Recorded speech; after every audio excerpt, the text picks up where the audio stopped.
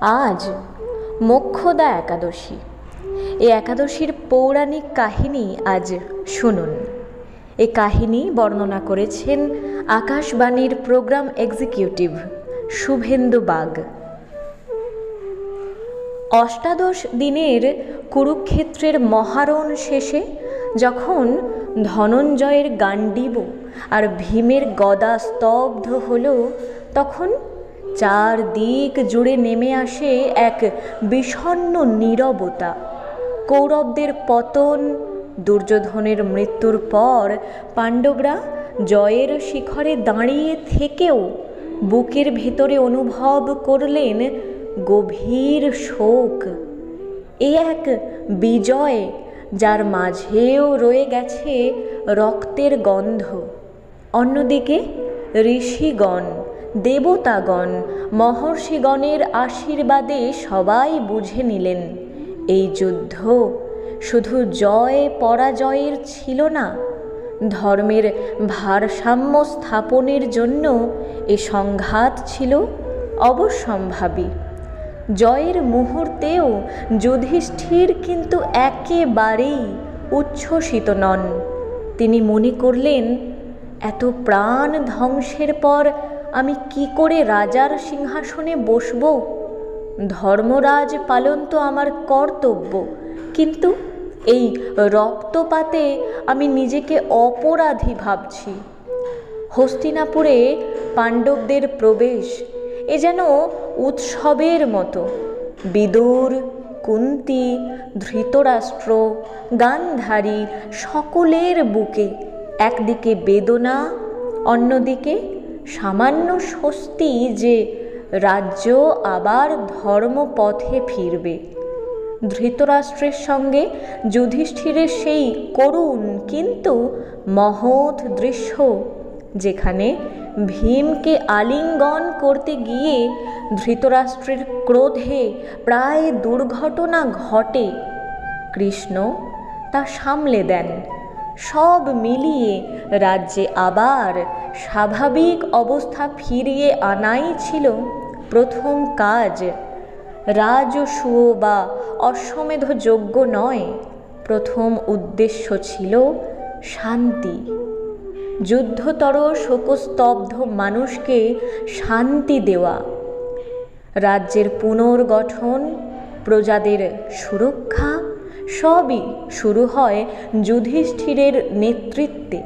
তিনি কৃষ্ণকে নিয়ে পিতামহ ভীষ্মের কাছে বহুদিন ধরে শান্তি পর্বের উপদেশ শোনেন, যেখানে রাষ্ট্রনীতি, ন্যায়নীতি, রাজধর্ম, দান ধর্ম সবই ব্যাখ্যা করা হয়। সরসজ্জায় শায়িত ভীষ্মের পরামর্শ ছিল, একজন রাজা শুধু ক্ষমতায় নয়, তিনি হবেন নৈতিকতার ধারক। সমস্ত আচরণ বিধি সম্পন্ন করে ঋষি ব্যাসদেব, ধৌম্য, কৃপাচার্য, আচার্য ধৃষ্টদ্যুম্ন সকলের উপস্থিতিতে যুধিষ্ঠিরের রাজারোহণ অনুষ্ঠিত হয়। ঋষিগণ জলভরা কলস নিয়ে অভিষেক করেন। সিংহাসনে বসার সময় কৃষ্ণ তার ডান দিকে দাঁড়িয়েছিলেন।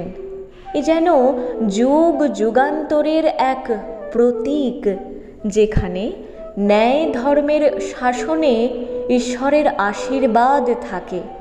হস্তিনাপুরে নেমে আসে শান্তি। যুধিষ্ঠির রাজ্যভার গ্রহণ করলেও তার হৃদয়ের গভীরে এক আধ্যাত্মিক অস্থিরতা থেকে গিয়েছিল। তিনি জয়ী রাজা ঠিকই, কিন্তু আত্মার ভিতরে ছিল ধারাবাহিক প্রশ্ন, মানুষ কি শুধু নিজের পাপ পুণ্যের ভারই বহন করে, নাকি সে পূর্বপুরুষদের ঋণও বহন করে চলে? আর সেই ঋণ মুক্তি কি সম্ভব? তিনি অনুভব করলেন, আমি রাজা হয়েছি, কিন্তু পূর্বপুরুষদের ঋণ, তাদের প্রতি আমার কি কর্তব্য? আমি কিভাবে তাদের আত্মাকে শান্তি দিতে পারি? তাদের মোক্ষ কি আমি নিশ্চিত করতে পারি? এই ভাবনা তাকে উৎকণ্ঠিত করে তুলেছিল। একদিন তিনি কৃষ্ণের কাছে এসে বিনয় সহকারে বললেন, মাধব, একজন মানুষ কি কখনো পূর্বপুরুষদের প্রতি ঋণ মুক্ত হতে পারে?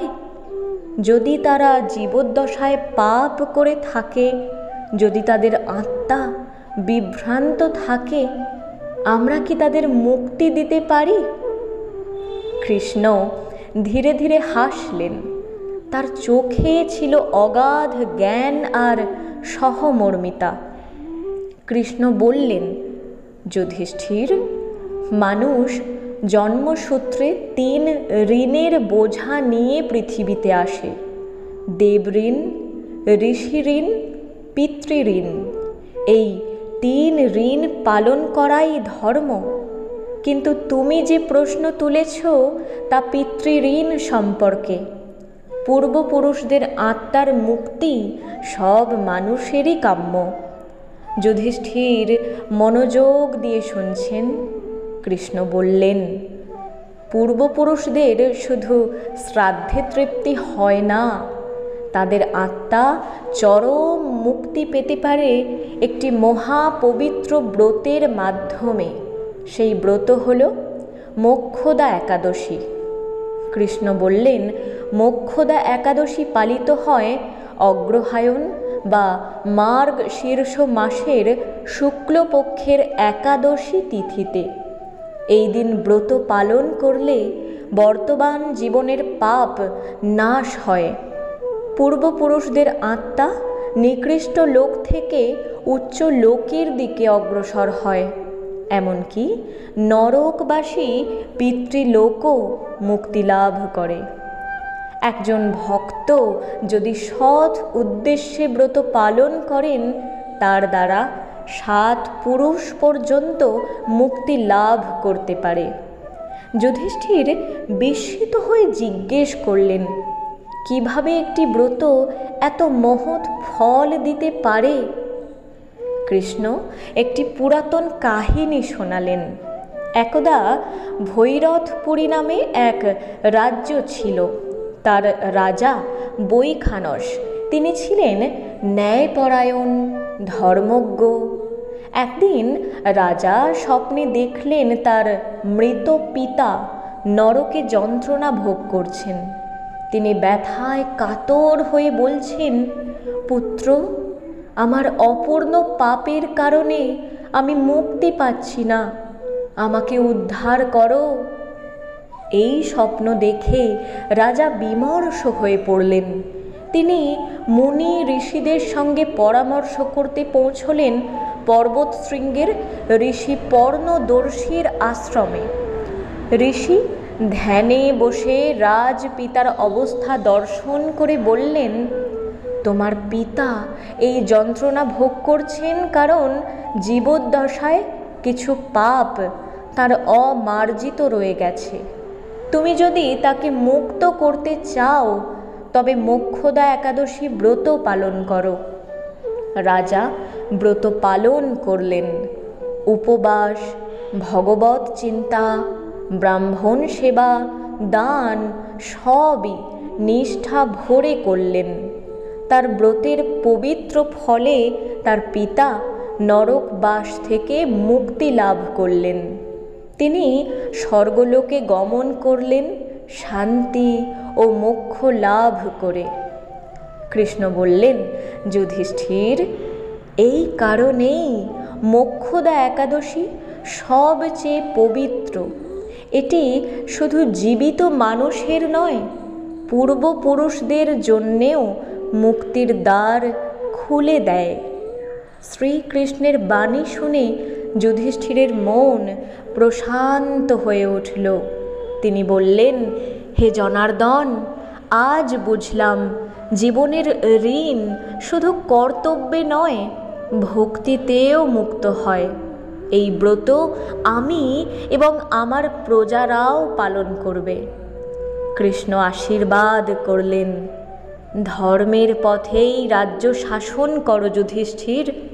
যে ধর্মে ভক্তি আছে সেখানেই মুক্তির দ্বার